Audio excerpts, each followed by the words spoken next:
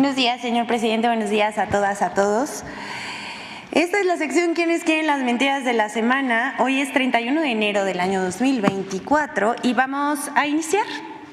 Porque es mentira que el presidente quiera eliminar la propiedad privada. Desde hace unas semanas ha corrido como pólvora la mentira de que el presidente Andrés Manuel López Obrador enviará una iniciativa para acabar con la propiedad privada. Sobre todo esto se ha difundido, no sé si ustedes lo hayan visto, en grupos de WhatsApp y de Twitter o X. Hasta el comunicador Pedro Ferriz le entró a esta volada. Aquí vemos en la pantalla cómo está muchas veces reenviado este mensaje de Pedro Ferriz, en donde supuestamente dice que es un peligro esta iniciativa, la cual no existe. Como supuesta prueba, o sea, fíjense el nivel. Muestran un documento fabricado en el cual se afirma la intención de reformar la Constitución para eliminar la propiedad privada, sobre todo el uso habitacional, lo cual no sé de ustedes qué piensan, pero es un verdadero disparate. Hasta mencionaron el cambio en el artículo 139, pero nuestra Carta Magna tiene 136 artículos. Se trata de una campaña burda, completamente hechiza, falsa. Es un invento para asustar a la gente que no está informada. Les decimos, es falso esto que dicen en grupos de WhatsApp y en Twitter. El documento que presentan, que vemos aquí en la pantalla, es más falso que un título de Santo Domingo. Pero son tiempos electorales y usan cualquier cosa para fabricar mentiras con el propósito de desprestigiar al gobierno federal. Les decimos a todas, a todos los que nos están viendo, no se dejen engañar, es una vil mentira. Vamos con la siguiente. Falso que zonas arqueológicas en Chiapas se encuentren cerradas por inseguridad. Hay una campaña permanente en medios para poner en el centro de la agenda pública el tema de la inseguridad. Buena parte de los noticieros dedican su tiempo a reportes sobre este tema.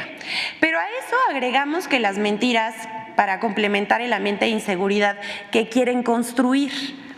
Recientemente fue ampliamente difundido en medios y redes sociales que las zonas arqueológicas de Yaxchilán, Bonampak y Toniná, también Lagartero en el estado de Chiapas, están cerradas y en peligro por la inseguridad y el crimen organizado. A esta campaña le entró, por supuesto, el Latinus de Loret de Mola, W Radio, La Jornada, Excelsior, El Universal, Aristegui Noticias, entre otros. Al respecto, tanto la Secretaría de Cultura como el Instituto Nacional de Antropología e Historia informaron que se mantiene el control de los sitios y continúa atendiendo las responsabilidades que le otorga la Ley Federal sobre monumentos y zonas arqueológicas, artísticos e históricos en torno al cuidado, custodia, investigación y difusión de estos sitios patrimoniales. Al día de hoy, estas zonas arqueológicas se encuentran abiertas al público y en operación, la de Bonampak y Lagartero. En notas y columnas se señala que hay saqueos en Bonampak, pero esto es falso. Esto de verdad ya es el colmo. No es cierto que esto ocurra. El INAH mantiene el control de la zona arqueológica y no tiene ningún reporte en este sentido. Por otro lado, la zona arqueológica de Yaxchilán está abierta, pero desde diciembre pasado no se puede acceder en virtud de un conflicto de índole social, no de inseguridad. Esto en la comunidad de Frontera Corozal, que impide que se ofrezca el servicio de traslado en lancha hacia el sitio arqueológico. Pero no es un tema de inseguridad, insistimos. Asimismo, en el tema de Toniná existe una controversia con un particular, propietario de un terreno por donde es indispensable pasar para llegar a la zona arqueológica. Al día de hoy, el INAH, a través de su representación en Chiapas, se encuentra dialogando y acordando los términos para poder otorgar una indemnización a esta persona y se permita el libre paso.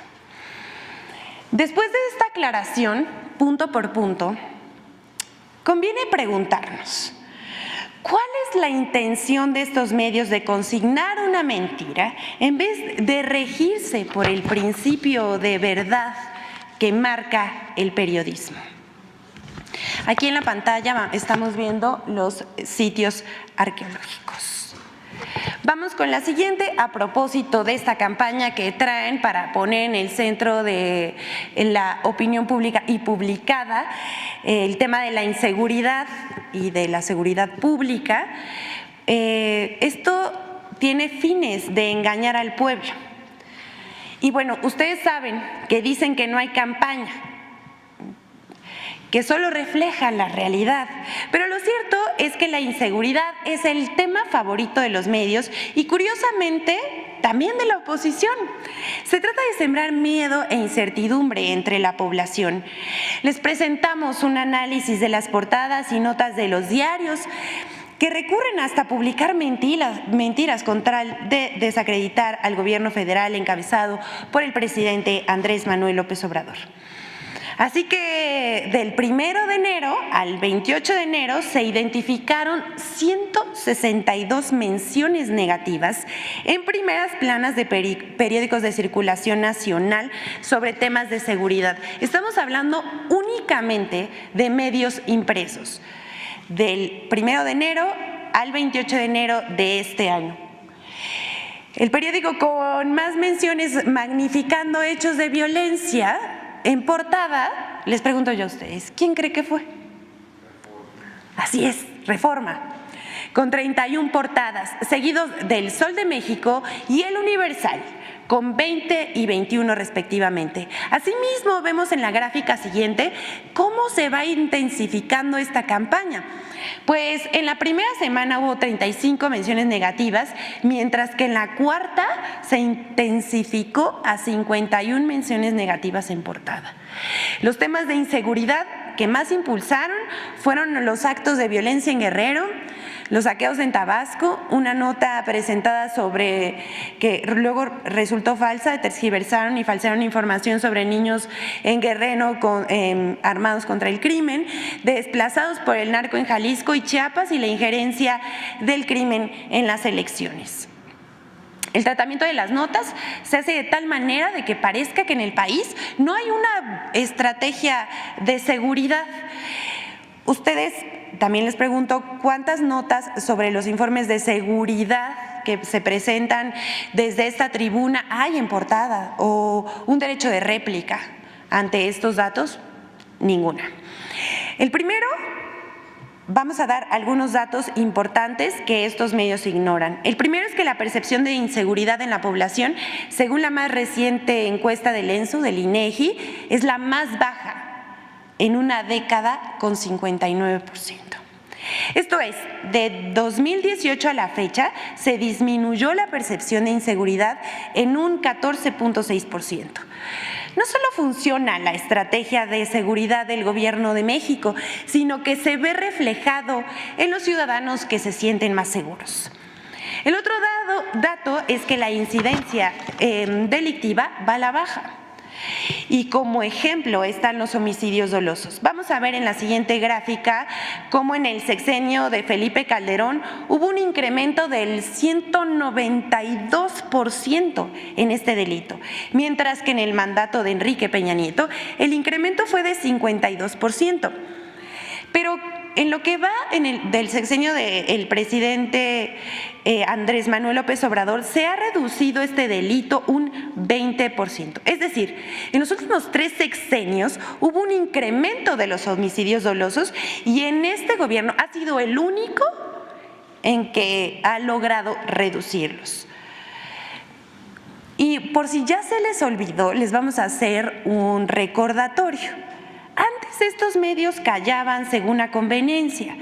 Recordemos ese episodio de 2011 cuando los medios acordaron en una alianza callar las noticias sobre violencia durante el gobierno de Calderón. Y aquí vemos a estos angelitos que están ahí convocados. Uno de los convocantes, no olvidemos, tampoco fue Claudio X González. Pero decir reiterar, hoy la estrategia de seguridad funciona y el pueblo lo nota. No importa cuántas campañas mediáticas monten en contra, en las colonias, barrios, municipios y estados del país, la gente ya despertó y no se deja confundir por estas notas y campañas de desinformación, por más recias que sean. Pero vamos con la siguiente, porque tenemos otra de reforma sobre el IMSS. Vuelven a mentir sobre tratamientos oncológicos.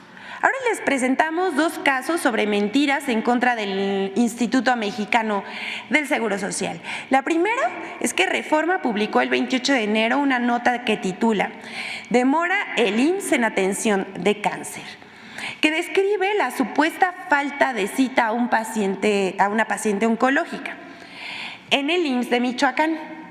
Y arguye que los pacientes tendrían que esperar un periodo de 11 meses para recibir radioterapias, lo cual es absolutamente falso. Primero decir que la nota se basa en un solo testimonio de una persona la cual ya fue atendida y su fecha de radioterapia fue aplicada ayer, tras su valoración el 3 de enero. Eso no, para nada, son 11 meses. Pero esa no fue la única nota publicada. Además, el Universal publica otra nota sobre el mismo tema. Ya saben, se andan copiando la tarea. Dice el diario, Irma vive en carne propia el desabasto. Casualmente también ocurrió en Michoacán. Como digo, se andan copiando la tarea. Esta nota igual a la de Reforma. Pero en esta pieza periodística, si así se le puede llamar, que es falsa, hay que destacar varias cosas. Lo primero es reiterar que el IMSS Michoacán ha dado atención puntual a pacientes oncológicos. La paciente a la que hace referencia la nota del Universal fue atendida el pasado 8 de enero y se le suministró el medicamento para el padecimiento de cáncer de mama en la unidad de medicina familiar número 82 de Zamora. Esta nota hace referencia casualmente a una asociación encabezada por la abogada Andrea Rocha, que busca ser intermediaria entre el IMSS y los pacientes. Tiene vínculos con partidos de oposición y desde el 2019 promueve amparos y, según ella, asesora a pacientes oncológicos. Pero pues ahí está la información. Tanto la protesta como el manejo mediático tiene intenciones políticas, pues se trata de noticias falsas. Hay que decir una cosa más sobre esta asociación, no sabemos si encabezada por esta abogada. Ayer también le ofrecieron un espacio en el Latinos de Loret, en donde la entrevistan y, digamos, no solamente expone estos supuestos casos, sino que ataca y miente contra el gobierno y la política de salud del gobierno del presidente Andrés Manuel López Obrador. Y ya casi en la recta final de la sección, como epílogo, les compartimos estos momentos que nos regalan algunos comunicadores que se afanan por llevar la contraria. Así vemos cómo se puede pasar del INE no se toca a una especie como al diablo con el INE. Vamos a ver. Todo este grupo Fórmula con esta información en esta jornada de la marcha ciudadana contra la reforma político-electoral del presidente de la República, que busca modificar al INE y al Tribunal Electoral y hacer una gran reforma política. Sí, es una reforma política con un aspecto electoral en donde solo nos hemos fijado, solo se ha llamado la atención en cuanto a la sobrevivencia del INE como está. ¿Por qué? Porque del INE depende todo lo demás.